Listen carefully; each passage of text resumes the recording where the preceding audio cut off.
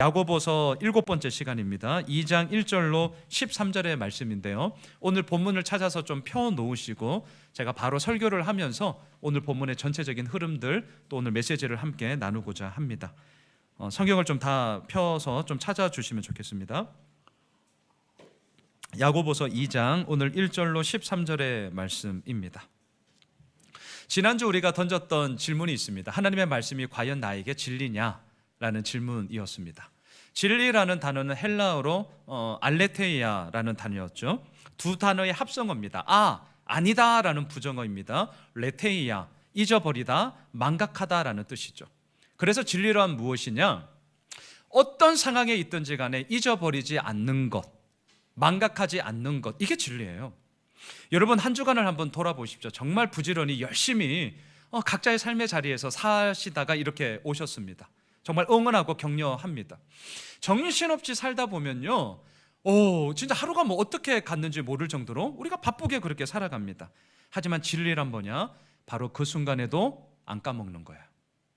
그게 뭐냐는 거죠. 우리 실질적으로 이 질문 앞에 서셔야 됩니다. 살다 보면 힘들고 어려울 때가 있습니다. 코로나19로 인해서 이게 진짜 뭡니까? 마음껏 사람을 만나지도 못하겠고요, 예배를 드려도 너무나 좀 불편하고 조심스럽고, 저희가 지금 그런 상황 가운데 나아가고 있습니다. 또 반대로 일이 잘 되어서 너무나 기쁘고 감사하고, 이렇게 힘겨운 가운데서도 또 자녀들을 통한 기쁨이 있고, 남편은 아내를 통해, 아내는 남편을 통해, 내가 하고 있는 일들을 통해서 그래도 묶여있던 게 풀려가면서 뭔가 새로워지는 것들을 볼 때는 너무나 기쁘고 감사하죠. 상황이 어떠하든지 간에 바로 그 순간에도 힘들고 어려워도 까먹지 않는 것, 너무 기쁘고 즐거워도 교만 떨지 않고 그 순간에도 내가 기억하고 있는 것, 그게 진리라는 거죠. 어쩌면 우리에게 진리는 무엇일까? 저도 마찬가지인데요. 제가 살아오면서 경험했던 과거의 그 쓰라린 아픔, 상처, 이게 안 까먹어지는 겁니다. 진리인 거죠. 때로는요, 내가 옳다라고 생각하는 그 나의 옳음이 다른 사람이 뭐라고 얘기를 해도, 아무리 얘기를 해도 내 마음 가운데 들려지지 않고 결국은 내가 하고 싶은 대로 행하는 것, 나의 옳음이 나에게 진리가 될 때도 있습니다. 그러하기에 우리는 지난주 질문을 던졌습니다. 하나님의 말씀이 과연 우리에게 진리냐? 이거 정말 중요한 질문이죠. 이 질문에 대해서 그렇습니다라고 대답을 한다면, 말하기는 더디하고 듣기는 속히 해라, 그러니까 너 들어야 돼 말하지 않아도요, 그 진리의 말씀 앞에 우리는 속히 듣게 될 것입니다. 너 들었니? 그러면 이제 행해야지. 행해라 굳이 그렇게 강조하지 않아도 그것이 진리의 말씀이 되기 때문에 우리는 그 말씀 앞에 어느샌가 서 있으며 우리의 행함으로 반응하게 될 것입니다. 자, 문제의 핵심을 잘 보십시오. 말하기는 더디하고 듣기는 속히 해라. 너 들었니? 그렇다면 행동해라. 이 몇 가지의 행동 윤리 강령이 우리의 삶을 근본적으로 변화시키는 것이 아니라, 저는 믿습니다, 우리의 근본적인 변화는 어디냐? 그 말씀이 기록된 하나님의 말씀이 나에게 진리냐? 그게 진리라면 우리는 속히 듣게 될 것이고요, 그게 진리라면 어떠한 형편과 어떠한 환경에 처한다 할지라도 우리는 행하게 될 것이기 때문입니다. 자, 이처럼 지난주 우리에게 던졌던 질문, 하나님의 말씀이 과연 당신에게 진리입니까? 라는 이 질문이었다면, 오늘 본문은 이렇게 던져집니다. 예수 그리스도에 대한 믿음이 있나요? 이 질문이에요. 어떠십니까? 예수 그리스도에 대한 믿음을 다 가지고 계시죠? 그러니까 오늘도 이 시간 우리가 함께 모여 하나님을 예배합니다. 날마다 하나님께 기도합니다. 또한 말씀을 묵상하면서 하나님의 뜻이 어디에 있는가를 찾기 위해서 우리가 몸부림칩니다. 그런데 야고보는 오늘 본문을 잘 보시면 우리 보게 될 텐데, 우리가 흔히 말하는 것과는 조금 사뭇 다른 이야기를 합니다. 오늘 본문 1절을 한번 보십시오. 내 형제들아, 영광의 주 곧 우리 주 예수 그리스도에 대한 믿음을 너희가 가졌으니 사람을 차별하여 대하지 말라. 1절을 잘 보시면 예수 그리스도에 대한 믿음을 너희가 가졌으니, 자, 이렇게 되면 우리가 흔히들 무엇을 이야기하는가? 우리가 이런 얘기를 많이 하죠. 너희가 예수 그리스도를 믿게 되었으니까 이제 기도 열심히 해야 돼. 너 날마다 말씀 묵상해야 돼. 너 주일마다 교회 그렇게 빼먹으면 안 돼. 너 열심히 교회 다녀야 돼. 이런 얘기를 이제 하게 되겠죠. 흔히들 하는 얘기죠. 그리고 나서 좀 더 이제 신앙의 성숙함과 교회 생활에 좀 오랜 시간을 가지게 되면 그 다음 단계가 뭡니까? 너 이제 언제까지 교회만 그렇게 다니니? 야, 좀 섬겨야 되지 않냐? 좀 교회를 위해서 사역해야 되는 거 아니야? 이제 이렇게 되죠. 이거 맞는 말입니다. 틀린 말 아니에요. 어린아이일 때는 부모의 양육을 받으면서 부모의 돌봄을 받는 것이지만 장성하여 성인이 되면요, 자신의 삶에 책임을 지는 것이고 더 나아가 자신을 양육한 부모에게 효도할 줄도 아는 거죠. 믿음 생활도 저는 똑같다고 생각합니다. 그렇게 우리가 말씀을 통하여서 성장함이 이루어졌다면 거기에 맞는 우리들의 책임과 역할을 가지고 하나님 나라를 위하여 복음과 교회를 위하여 우리가 나아가면 분명한 것이라고 저는 믿습니다. 이거 맞는 말이에요. 자, 그런데 오늘 제가 좀 더 깊게 우리 함께 고민하고자 하는 것은 너 믿음을 가졌으니, 예수 그리스도에 대한 믿음을 가졌으니 기도 열심히 해라, 말씀 날마다 봐라, 너 교회에 빼먹지 말고 가야 돼, 너 열심히 교회 다녀야 된다, 이런 것들은 다 하나님과 나와의 관계에서만 국한된 이야기더라는 거죠. 그러다 보니까 우리의 신앙이 점점 어떻게 되느냐? 개인화가 이미 되었습니다. 우리나라는요, 이미 30%가 1인 세대의 시대를 살아가고 있습니다. 아마 이 부분은 점점 더해질 것입니다. 1인 세대가 훨씬 더 많이 늘어날 것입니다. 그렇기 때문에 특별히 코로나19로 인해서 지금 우리가 사회적 거리두기를 하고 있습니다. 많이 좀 나아지는가 싶었더니 이게 웬일이에요? 다 아시는 것처럼 이태원 클럽발 2차, 3차, 제가 어제 뉴스 보니까 4차까지 지역 감염이 지금 확산되고 있습니다. 많은 우려를 가지고 있습니다. 또 오늘 예배 마치고 제자반 마치고 이제 또 오후에 집에 들어가면 뉴스 보면 또 이제 몇 명이 더 확진되었다 또 나오게 될 거예요. 요즘 같은 때에 서로가 만나서 교제를 나눈다는 게 너무 불편합니다. 저도 똑같습니다. 부담스럽습니다. 그러다 보니까요, 이런 생각을 하게 됩니다. 코로나 때문이 아니라 평상시에도 소위 좀 컨택트, 사람을 만나고 교제를 나누고 함께 하는 것에 있어서 좀 부담스러워하는 분들에게는 차라리 요즘 같은 때가 오히려 더 낫지 않나 라는 생각을 한편으로는 하기도 합니다. 왜냐하면 만나지 않아도 되는 너무나 분명한 명분을 당연히 지금 갖고 있기 때문인 거죠. 그런데 아십니까? 사회적 거리두기가 이러한 좀 위험 상황 가운데서 이루어질 수는 있을지언정 우리들의 인생 가운데 사회적 거리두기가 사람 거리두기로 고착화가 되면 큰일 납니다. 앞에 스크린을 한번 보시죠. 예수님께서 누가복음 10장 27절 28절에서 대화를 통하여서 이렇게 말씀하셨습니다.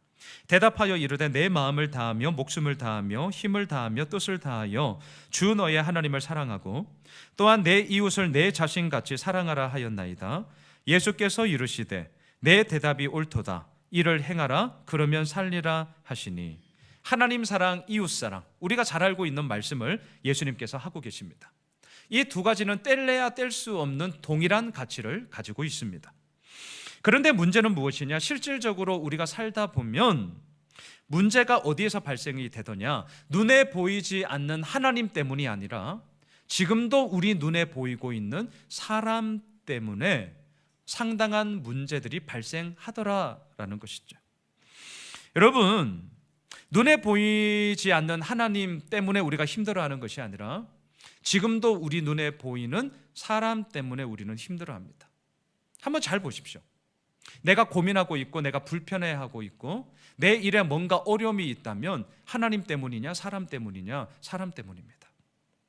그렇기 때문에 우리가 신앙생활을 2부 예배 드리고 있는 이 자리에도 십수년, 수십 년 신앙생활을 하시는 우리 권사님들이 쭉 계시는데요, 종종 이런 얘기를 합니다. 야, 너 신앙생활 할 때 사람 보지 말고 하나님만 보고 다녀. 이런 얘기 많이 합니다. 사람 보지 말고 하나님만 보고 다녀. 자, 이 말에 대해서 우리 함께 좀 따져볼까요? 사람 보지 말고 하나님만 보고 다녀. 자, 말은 할 수 있는데 실질적으로 어떨까요?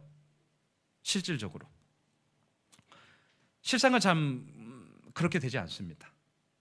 안 될 거예요. 이유는 간단합니다. 오늘 우리도 마찬가지지만 신앙생활을 하기 위해서 함께 모인 공동체로서의 교회의 모습 가운데는 나 아닌 다른 사람들이 함께, 눈에 보이는 다른 사람들이 함께 거하는 곳이 공동체요 교회이기 때문입니다. 그러니까 사람들이 자꾸 우리 눈에 앞으로도 보이게 될 거예요. 제가 가끔 이런 질문을 받습니다. 목사님은 절대로 앞으로도 목회하시면서 정말 변하시면 안 돼요? 이런 말을 들어요. 지금이야 교회를 개척하고 아직 얼마 되지 않았으니까 뭔가 좀 올바름을 가지고 몸부림을 치고 열심을 다하는데, 이제 교회가 조금씩 성장해 가고 소위 이제 안정이 되어지고 시간이 지나니까 종종, 뭐 다 그렇지는 않지만 종종 목사님들 가운데는 변하는 분들이 계시더라고요. 그러니까 목사님은 정말 변하면 안 돼요, 이런 얘기를 아주 가끔 듣습니다. 가끔. 제가 이런 얘기를 들을 때마다 제 마음에 딱 두 가지가 들어요. 첫째, 죄송함이 듭니다. 죄송함.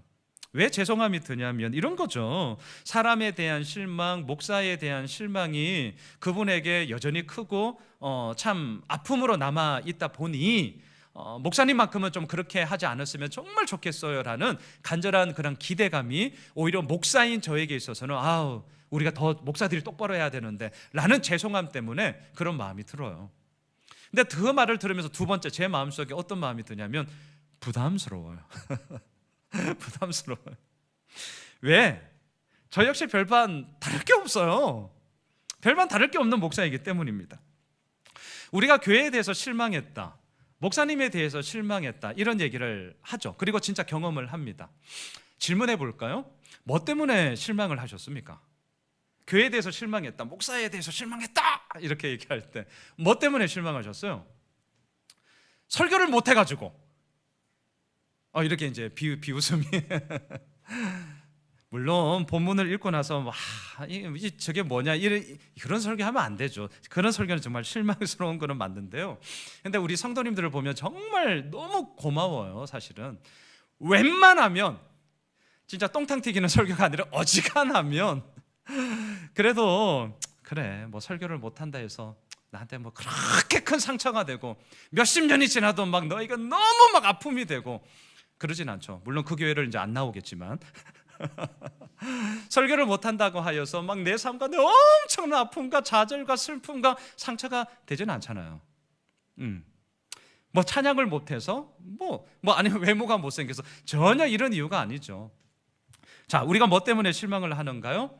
리차드 포스터 목사님이 책 제목을 쓴 것처럼 딱 세 가지입니다. 돈, 성, 권력이죠. 돈, 성, 권력. 이렇게 얘기하고 있는 저도 이 부분에서 결코 자유롭지 못하고요, 저도 앞으로 어떻게 될지 모릅니다. 그래서 부담스럽습니다. 근데 이제 여기서부터 중요한 게 있어요. 부담스럽다라고 해서 말만 너무 부담스러워요 이렇게 하고 그냥 넘어가면 문제가 되는 거죠. 자, 부담스러울 때 그 부담스러움을 어떻게 풀어갈 것이냐, 이게 이제 우리들의 고민이 되어야 할 것인데요. 저는 말씀을 준비하면서 좀 실질적인 예를 하나 들어보려고 합니다. 여러분, 오늘도 주보를 보시면 아시지만 저희는 매주 주보에 지난주 헌금이 얼마였는지를 다 기재를 합니다. 심지어는요, 매월마다 재정 보고를 하면서 헌금을 어디에 썼는지도 우리는 다 오픈을 합니다. 그리고 도대체 우리 교회에 헌금이 얼마나 남아있냐, 잔액이 얼마야, 잔액도 다 공개를 합니다. 아내와 가끔 이런 얘기를 해요. 종종 아내가 저에게 이렇게 말을 합니다. 여보 왜 그래? 뭐 때문에 이렇게 다 오픈해? 이렇게 물어요. 자, 이제 그 물음에는 저는 의미를 알죠. 우리 교회가, 예수호밀실교회가 그래도 우리 교회는 다른 교회랑은 달라, 뭔가 이런 거를 내놓기 위함이냐, 아니면 양순원 목사가 목회를 하면서 봐요, 그래도 저는 이렇게 목회를 하고 있습니다, 저 깨끗하게 살려고 이렇게 몸부림을 치고 있어요 라는 몸부림은 좋지만 그 몸부림이 한편으로서는 나를 자랑하고자 하는 나의 의로움이 아니냐, 이제 이걸 저희 아내가 저에게 종종 물어요. 왜 이렇게까지 해? 도대체 이유가 뭐야? 저도 종종 생각을 합니다. 지금도 생각을 합니다. 이것이 나의 의로움을 자랑하기 위한 아주 나이스한 수단인가? 예수호밀술교가 개척이 되고 교회 얼마나 많이 있습니까? 이렇게 다른 교회다라는 것을 아예 명시적으로 내어놓음으로 말미암아 우리 교회 더 많이 오세요 라고 또 다른 수단으로서 내가 사용하는 것인가? 아직까지는 그렇지는 않아요. 만일에 제가 그런 마음이 든다면 아마 운영위원회에서 저의 이러한 마음들을 얘기하면서 어떻게 하면 좋을까요? 아마 제가 고민을 나누게 될 겁니다. 제가 왜 이렇게 하는 줄 아세요? 저에게 있어서 근본적인 이유는 이겁니다.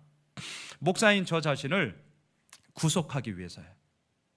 그 이상 그 이하도 아직은 없습니다. 저 자신을 구속하기 위해서. 제가 이렇게 하지 않으면 저도요, 앞으로 어떻게 변할지 저도 장담을 하지 못하기 때문에 처음부터 아예 이렇게 못 박아 놓고 시작을 하는 것이죠. 우리 이 자리에 우리 이범철 집사님이 계시지만 작년에 제자반을 할 때 우리 집사님이 뭐 나눔을 하다가 여하튼 이런 말씀을 하셨어요. 목사님, 지금이야 아직 우리가 절기 헌금, 여러분들 보시면 알겠지만 절기 헌금 저녁당 선교 구제로 우리가 다 쓰고 있잖아요. 지금이야 절기 헌금 금액이 그렇게 크지는 않기 때문에 전에 이렇게 선교와 구제 헌금으로 다 사용할 수 있지만 이제 나중에라도 우리 교회가 조금씩 커지고 이 헌금 액수도 비례해서 커지게 되면 목사님 마음이 흔들리시는 거 아닐까요? 이렇게 예, 흔들릴 겁니다. 저 흔들릴 거예요. 그래서 아예 처음부터 못 박아놓고 시작을 하는 겁니다. 그래서 자, 제가 왜 이 말씀을 하느냐, 여러분, 우리는 예수 그리스도에 대한 믿음을 가지고 있습니까? 이게 오늘 본문의 핵심이에요. 예수 그리스도에 대한 믿음을 가지고 있다는 것에 대해서 무엇으로 우리는 대답을 하시겠습니까? 이렇게 매주 주일 교회에 오는 거 귀하죠. 매일마다 내 삶 가운데 하나님께 기도하며 주님 앞에 온전히 서는 거 귀한 것입니다. 또한 날마다 말씀을 묵상하면서 그 말씀이 나에게 무엇을 이루어 나아가시는고자 하는가, 발견하는 건 너무나 귀한 것입니다. 그런데 오늘 야고보서는 그러한 생각에만 국한되어 있는 우리들에게 사뭇 완전히 다른 이야기를 합니다. 우리의 관점을 확 펼치는 거죠. 뭐라고 얘기합니까? 사람 차별하지 마. 자, 이제 이게 뭐냐는 거죠. 사람 보지 말고 하나님만 보고 다녀. 우리 정말 이런 많은 얘기를 하는데 왜 그런 말씀을 하시는지 목사인 제가 충분히 이해합니다. 충분히 이해합니다. 하지만 실상은 그렇게 잘 되지 않을 것입니다. 왜냐하면 하나님은 우리 눈에 보이지 않지만 여전히 사람은 우리 눈에 너무 잘 보이기 때문입니다. 그래서 오늘 야고보는 예수 그리스도에 대한 믿음을 가지고 있는가라는 질문 앞에 이렇게 대답합니다. 사람 차별하지 마라. 사람 차별하지 마라. 야고보가 말하는 이 포인트를 잘 보셔야 됩니다. 하나님과 나와의 관계, 소위 하나님 사랑에 대한 부분이 우리에게 가치가 없는 것이어서가 아니라 하나님 사랑을 늘 얘기는 하지만 그와 비례해서 당장 내 눈에 보이는 이웃 사랑에 대한, 사람 사랑에 대한 부분에 있어서는 너무나 소홀함이 있기 때문에 정작 우리의 신앙이 과연 균형 잡힌 온전함이냐라는 것을 질문하고 있는 것입니다. 8절로 한번 가보십시오. 오늘 보면 8절, 너희가 만일 성경에 기록된 대로 내 이웃 사랑하기를 내 몸과 같이 하라 하신 최고의 법을 지키면 잘하는 것이거니와. 잘하는 것이 뭐냐고요? 이웃 사랑을 내 몸과 같이 사랑하는 것, 이것이 최고의 법을 지키는 아주 잘하는 것이라고 야고보가 선언하고 있습니다.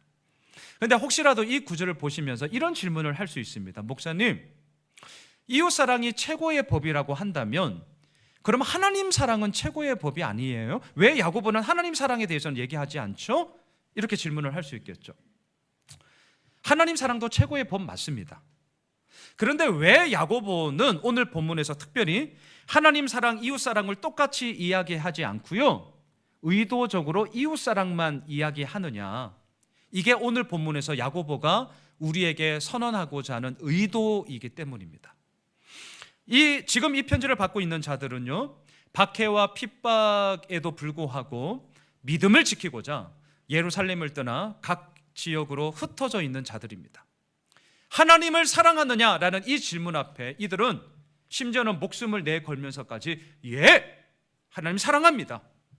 하나님 사랑에 대해서는 그 어느 누구와도 맞서서 쫄릴 이유가 없는 자들입니다. 엄청난 자들이에요. 하나님 사랑에 대해서는 엄청나게 확증을 가지고 그 믿음의 길을 걸어가고 있는 자들입니다. 그런데 야고보가 볼 때 안타깝게도 그 하나님 사랑과 비례해서 이웃 사랑도 똑같은 가치를 가지고 있었음에도 불구하고 실상 이웃 사랑에 대한 부분에 있어서 이 편지를 받고 있는 자들에게 부족함이 있었습니다. 그래서 오늘 본문에 보시면 차별이라는 단어를 무려 3번이나 반복합니다. 3번이나. 사람 차별하지 말라, 이것이 최고의 법을 지키는 것이라고 강조하고 또 강조하고 있습니다. 사람을 차별하지 말라, 이게 이제 오늘 본문의 핵심인데요. 제가 이번 한 주간 이 말씀을 계속 좀 묵상하면서 하루는 제가 식사를 하면서 우리 아이들에게 이렇게 한번 질문을 던졌습니다. 얘들아, 너희는 이렇게 친구들이랑 지내면서 학교 생활하면서 언제 이렇게 차별을 느꼈다라고 생각하니? 언제 도대체 너희들에게 있어서 차별을 받았을 때가 언제야? 이렇게 물었어요. 그때 우리 큰애 엄청 단순한 놈이거든요. 아주 심오하지 않고요. 단순한 대답을 합니다. 먹는 거 다르게 줄 때, 먹는 거 다르게 줄 때 차별을 받았다는 거예요. 그럼 언제 먹는 거 다른 거 줄 때가 없는데 한때 근데 이제 우리 둘째가 고기를 엄청나게 좋아하는데 아마 저희 아내가 우리 둘째한테는 고기에 석점 주고 이놈한테는 한 점 줬나 봐요. 먹는 거 다르게 줄 때 차별을 받았지 뭐. 아주 단순하지만 아주 실질적인 얘기. 우리 둘째 셋째는 이렇게 얘기하더라고요. 친구들이랑 막 이렇게 노는데 때로는 어떤 친구들이랑 이렇게 놀고 의도적으로 다른 친구들 이렇게 무시하고, 어떤 친구들이랑 놀고 어떤 친구들이랑 안 놀고, 이럴 때 차별을 느끼는데 뭐 어린아이들의 눈높이에서 정말 실질적인 얘기를 하더라고요. 우리 성도님들은 어떻습니까? 이제 우리 어른들에게 언제 차별을 느끼셨다고 생각하세요? 이건 너무 차별이다. 야고보는요, 오늘 보면 2절 3절을 이제 보겠습니다. 이 질문에 대해서 진짜 실질적인 예를 들어요. 자, 2절 3절 보세요. 만일 너희 해당에, 교회라고도 바꿀 수 있겠죠, 너희 교회에 금 가락지를 끼고 아름다운 옷을 입은 사람이 들어오고 또 남루한 옷을 입은 가난한 사람이 들어올 때에 너희가 아름다운 옷을 입은 자를 눈여겨보고 말하되 여기 좋은 자리에 앉으소서 하고, 또 가난한 자에게 말하되 너는 거기 서 있든지 내 발등상 아래에 앉으라 하면, 야고보가 지금 이 사람 차별하지 말라라고 얘기를 하면서 아주 실질적인 예를 듭니다. 교회에서 얼마든지 일어날 수 있는 예입니다. 세 가족 두 분이 오셨습니다. 한 분을 딱 보니까 와우, 누가 봐도 막 부티가 막 철철철 흘러 넘칩니다. 머리에서부터 발끝까지 깔맞춤에 옷을 딱 보니까 그냥 말하지 않아도 꽤 값비싼 브랜드가 있는 아주 그냥 부티나는 분입니다. 그렇게 이제 세 가족이 오셨어요. 그러다 이제 엘리베이터가 또 열렸는데 이분은 딱 보니까 누가 봐도 좀 이 행색이 좀 남루하다 보니 좀 어렵게 사시는 분이시구나 라는 걸 뭐 단박에 이제 알아볼 수 있는 분이 오셨어요. 자, 여러분, 생활 형편이 다르기 때문에 부유한 사람들은 그 형편에 맞게 부유한 옷 입고 저 얼마든지 시장할 수 있다고 저는 생각을 합니다. 또 형편이 그러하지 못하면 행색이 좀 남루하다 할지라도요, 뭐 어떻습니까? 그게 내가 살아가는 형편이고, 더 중요한 것은 잘 살든 못 살든 하나님의 전에 나와서 하나님을 예배하고자 오셨다면 그 형편이 어떠하든지 간에 다 소중한 거죠. 너무 귀한 거죠. 근데 문제는 뭐냐?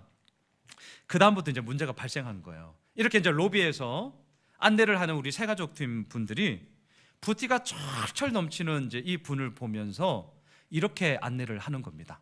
3절을 보세요. 3절. 여기 좋은 자리에 앉으소서. 지금 제가 꾸며낸 얘기 아니에요. 지금 뉘앙스를 보셔야 돼요. 여기 좋은 자리에 앉으소서. 존대를 하고요, 친히 가이드를 해서 자리까지 이렇게 앉혀드리는 그림이 딱 그려지시죠. 근데 그 다음 엘리베이터에 열린 남루한 옷을 입고 오신 분에게 얘기하는 겁니다. 3절을 보세요. 뭐라 얘기하죠? 너는, 호칭부터 얘예요, 얘. 너는 거기 서 있든지, 발등상은 오늘날로 말하면 바닥을 얘기합니다. 바닥에 앉아. 반말을 찍찍 까면서 이 인간이 지금 이 야고보가 이 예를 들고 있는 이 뉘앙스를 잘 보셔야 돼요.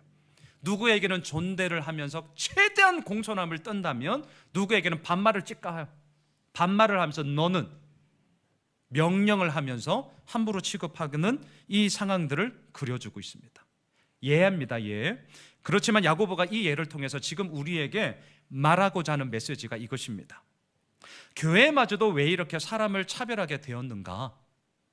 그것은 모든 사람을 페어하게, 공정하게 대하는 하나님의 질서가 사라지고 세상의 질서, 힘의 논리가 예수를 믿는다라고 말을 하고 있지만 정작 그 사람들에게 세상의 질서와 힘의 논리에 따라 살아가는 것 아니냐, 이 메시지를 지금 우리에게 던지고 있습니다. 4절을 한번 보십시오. 그래서 이 말을 야고보가 이렇게 얘기합니다. 4절입니다. 너희끼리 서로 차별하며 악한 생각으로 판단하는 자가 되는 것이 아니냐. 차별이 무엇인 줄 아십니까? 악한 생각으로 말미암아 도출된 자기 판단, 이게 차별이에요. 이게 차별. 저를 한번 보십시오. 저는 이 부분을 한 주간 내내 좀 묵상을 하면서 요즘 우리 시대의 최고의 화두는 역시 공정입니다. 공정, 평등, 이런 가치가 물론 이 정권의 그런 또 화두이기도 하죠. 어느 때보다도 높게 요구되는 시대를 우리가 분명 지금 살아가고 있습니다. 그러하다 보니까 야고보가 지금 예를 들고 있는 2절과 3절의 내용이 어쩌면 2020년을 살아가고 있는 우리들에게는 거꾸로가 될 수 있겠다라는 좀 다른 역발상이 생각이 났어요. 이게 무슨 말이냐 들어보십시오. 자, 돈 많은 부자가 부티나게 차려입고 교회에 올 수 있죠. 가난한 자가 옷이 좀 남루한 모습으로 교회에 얼마든지 올 수 있습니다. 얼마든지요. 중요한 것은 부티나든 좀 남루하든 또한 뭐 청바지를 입었던 정장을 입었던 그게 어떠하든지 간에 하나님을 예배하기 위해 교회에 왔다는 것이 너무 중요한 것인데, 문제는 뭐냐, 2020년을 살고 있는 우리들 가운데는 이 3절의 상황에서 이렇게 반응할 수 있겠다는 거예요. 자, 들어보십시오. 값비싼 보석으로 치장하고 머리부터 발끝까지 깔맞춤을 하고 아주 고급 브랜드 옷을 입고 왔어요. 그런 분을 향해서 우리가 이제 속으로 얘기하는 거죠. 아이, 재수없어. 아니, 지가 잘났으면 얼마나 잘났고 뭐 사회에서 잘 나가면 잘 나간 거지 뭐 교회에 와서 마저 저렇게 뭐 자기 자랑이야. 자, 지금 우리 시대의 상행에서는 어쩌면 이게 비난인데 차별입니다. 양상이 지금 달라요. 완전 달라요. 야고보가 그 시대 상황에서 예를 들고 있는 건 아부뜨는 거예요. 근데 우리 시대는 저는 다르다고 생각을 합니다. 확실히 달라졌어요. 저도 젊은 목사이지만 더 젊은 세대에게는 확실하게 달라졌어요. 아부뜨는 게 어디 있어요? 지가 뭐 얼마나 잘났으면 교회에 와서 마저 거의 맞지 않을까. 비난의 화살을 속에서 막 쏴버리죠.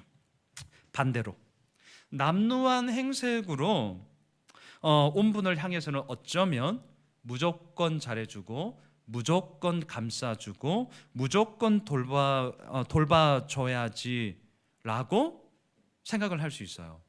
물론 이 생각이 나쁜 거가 아닙니다. 그럴 수 있습니다. 그런데 문제는 뭐냐, 치장하고 온 부자에게는 비난하고 좀 남루한 행색으로 온 분에게 있어서는 우리가 어려운 사람을 돌봐야지 맞는 말임에도 불구하고 무조건 돌봐주고 무조건 감싸주고, 제가 지금 무조건 말을 강조하고 있어요. 무조건 그를 돌봐주어야만 한다면 이건 역시 더 큰 어려움이 그 이후에 발생할 수도 있다는 겁니다. 제가 지금 얘기하고자 하는 것은 뭔 줄 아십니까? 사람의 외모만을 가지고서 이렇다 저렇다 판단을 하게 된다면 그것은 4절 차별의 의미로서 우리에게 나타난다는 거죠.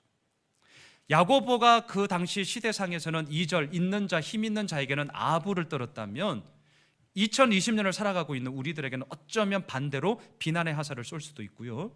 야고보가 살아가고 있는 시대상에서는 없는 자에게는 무시하고 멸시를 했다면 어쩌면 2020년을 살아가고 있는 우리들에게는 무조건이라는 이 전제와 함께 그냥 가리지 않고 동정표를 날리면서 그 사람을 확 무조건 감싸주는 거야. 이것도 역차별이 될 수 있다는 것을 우리는 균형 잡혀 생각을 하셔야 됩니다. 그래서 우리에게 필요한 것은 뭐냐? 앞에 스크린을 한번 보시죠. 레위기 19장 15절을 한번 보려고 합니다. 균형 잡힌 시각인데요. 너희는 재판할 때에 불의를 행하지 말며 가난한 자의 편을 들지 말며 세력 있는 자라고 두둔하지 말고 공의로 사람을 재판할지며. 이 구절 우리가 반드시 잡으셔야 됩니다. 꼭 기억하셔야 돼요. 재판이 어디입니까? 가장 공정함을 이야기해야 되는 곳이 재판장, 법원이죠. 법원마저 이제는 뭐야, 어떻게 저럴 수 있어, 재판이 뭐야, 요즘 이러한 주제들이 많이 나오잖아요. 법원마저, 재판마저 흔들린다면 이 사회의 공정함은 다 사라지는 거죠. 어쩌면 최후의 보루라고 얘기할 수 있을 겁니다. 교회도 사실 마찬가지고요. 자, 재판할 때 불의함이 뭡니까? 15절을 잘 보세요. 그 사건의 진위 여부는 가리지 않은 채 단지 가난하다는 이유로 그 사람에게 동정표를 주고 그 사람의 편을 드는 것이라면 불의함이라는 거예요. 반대로 그 사람이 힘이 있습니다. 돈이 많습니다. 힘이 있고 세력이 있고 돈이 많다고 하여서 그 사람을 두둔하는 것이라면 그건 역시 불의함이라는 것이죠. 문제는 무엇이죠? 재판의 공정함은 무엇입니까? 그 사람이 가난하냐 부자냐, 힘 있는 자냐 힘 없는 자냐, 세력 있는 자냐 세력 없는 자냐, 이것이 아니라 법과 질서를 지켰냐 어겼냐, 이거죠. 그 형편이 어떠하든지 간에 법과 질서를 지켰느냐 어겼느냐, 이것이 기준이 되어서 그에 따른 판결을 내리면 이것이 바로 재판의 공정함일 것입니다. 부자라 하여서 아첨 떨 필요 없습니다. 하지만 부자라 하여서 막무가내로 비난을 해서도 안 됩니다. 남루한 행색으로 옷을 입었다 하여 그 사람을 멸시하면 안 됩니다. 하지만 또한 남루한 행색이다 하여서 그 사람을 무조건 잘해주고 무조건 감싸준다면 그 이후에 어쩌면 더 큰 어려움이 발생할 수도 있습니다. 중요한 것은 뭐냐고요? 차별이 아니라 공정함은 무엇이냐고요? 있는 그대로 그 사람을 대하는 것입니다. 지금 야고보가 오늘 본문을 통해 우리에게 던지는 메시지가 이것입니다. 예수 그리스도에 대한 믿음을 여러분들이 가지고 계십니까? 그렇다면 사람 차별하지 마십시오. 왜 사람을 차별하지 말아야 합니까? 4절, 차별은 악한 생각으로 말미암아 도출된 너 스스로의 판단이기 때문입니다. 8절, 차별이 아니라 이웃사랑을 하는 것이야말로 최고의 법을 지키는 것이기 때문입니다. 고로 예수를 믿는 여러분들이요, 사람을 차별하지 않음으로 말미암아 이웃사랑이라는 최고의 법을 우리 지켜 나갑시다. 이게 이제 오늘 메시지죠. 오늘 본문이 여기서 끝나면 저도 이렇게 이제 설교를 마무리하고 끝, 축도합시다, 이렇게 이제 빠이빠이 했을 겁니다. 그런데 오늘 본문은 여기서 끝나지 않습니다. 이 주제를 좀 더 이어갑니다. 11절로 가보십시오. 오늘 본문 11절, 간음하지 말라 하시니가 또한 살인하지 말라 하셨은즉 네가 비록 간음하지 아니하여도 살인하면 율법을 범한 자가 되느니라. 저는요, 이번 한 주간 말씀을 묵상하면서 이 구절이 가장 큰 좀 고민이었습니다. 자, 지금 문맥의 흐름을 잘 보세요. 너 예수 그리스도에 대한 믿음을 가지고 있니? 그러면 단지 교회 열심히 다녀라, 말씀 열심히 봐라, 기도 열심히 해라, 이런 차원이 아니라 사람 차별하지 마. 이거 완전 다른 측면으로 훅 들어왔어요. 아, 그래, 참 부족하니까 그래, 맞아, 사람 차별하면 안 되지. 목사로서 성도들을 차별하면 안 되지. 우리 다 이런 마음을 들잖아요. 자, 그렇게 쭉 10절까지 왔는데 11절에서 제가 걸렸습니다. 간음하지 말라, 살인하지 말라. 왜 간음과 살인의 이야기를, 이웃사랑, 사람 차별하지 말라라는 얘기에 왜 야고보가 간음 얘기를 하고 살인 얘기를 할까? 책을 정말 많이 찾아봤어요. 주석도 정말 많이 찾아봤습니다. 내가 원하는 답이 없어요.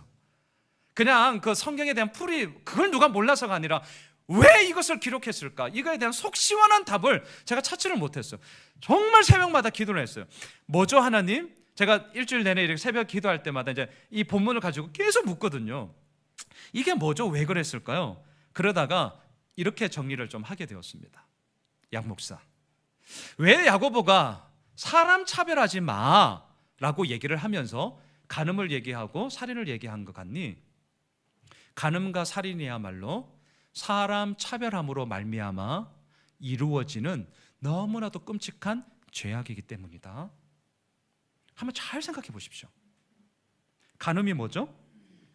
서로 간의 사랑을 깨뜨리고 완전히 서로를 불신하게 만드는 범죄예요.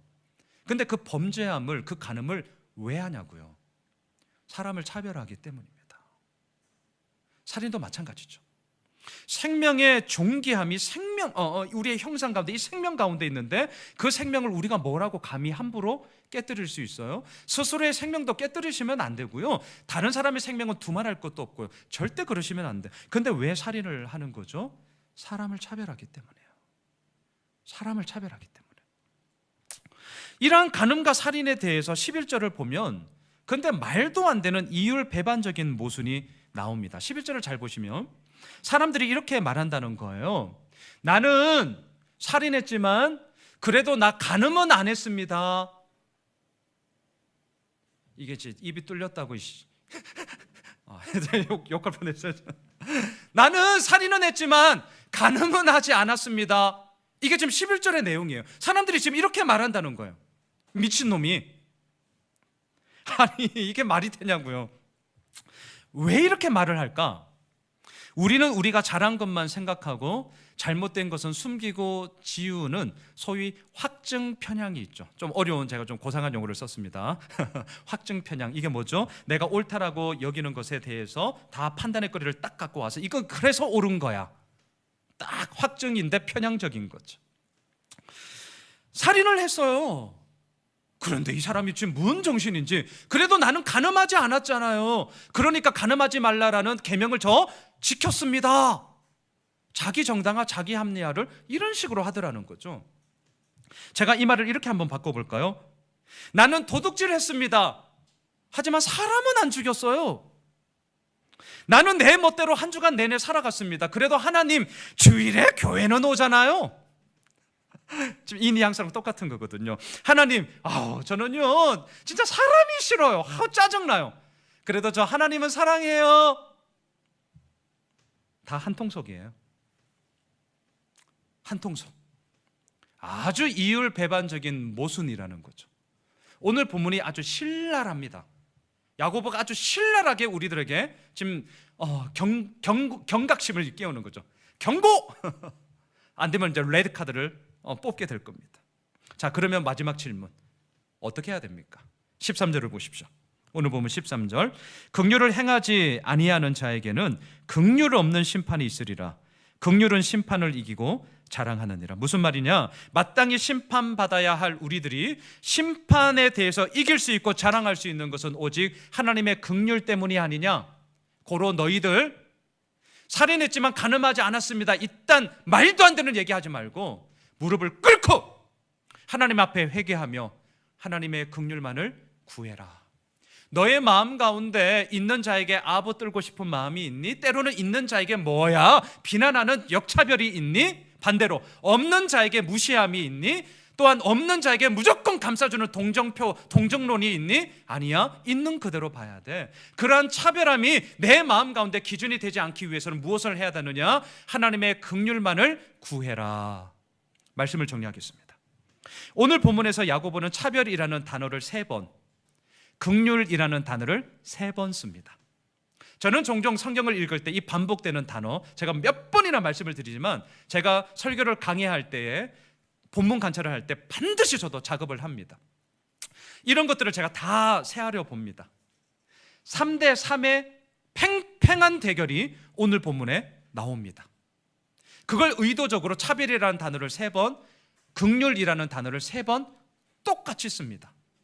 무엇을 우리에게 얘기합니까? 너희들 예수 믿는다고 살아가지만, 오늘 이 말씀 들었다고 하지만 긍휼이 금방 너의 삶 가운데 전적인 100대 빵의 승리로 이루어질 것 같니? 아니라는 겁니다.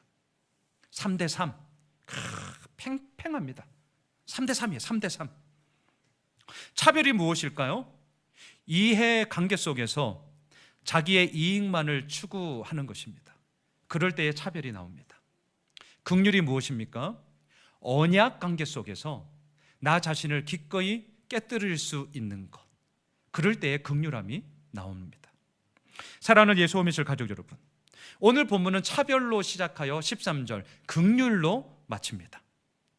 예수를 믿고 있는 우리들의 삶 가운데 설령 차별에 그런 부족함과 연약함이 있다 할지라도 부담스러워요 이러고 말로만 끝내지 말고 그 차별함에 내 마음에 있는 꿈틀거림들을 직시하고 그 가운데 오늘도 하나님의 긍휼을 구하며 하나님의 이끄심을 구하라라는 것이죠. 우리 잊으시면 안 됩니다. 오늘 본문 1절을 꼭 기억해 주십시오. 영광의 주가 예수 그리스도가 되셨습니까? 그 예수 그리스도가 우리의 주인이 되셨습니까? 그렇다면 사람 차별하면 안 되죠. 이것으로만 끝나지 마십시오. 한 걸음 더 나아가 하나님의 긍휼을 오늘도 구하셔야 됩니다. 바라기는 차별이 아니라 긍휼함으로 이 차별과 긍휼은 3대 3의 싸움으로 우리들에게 아주 팽팽하게 싸우게 될 겁니다.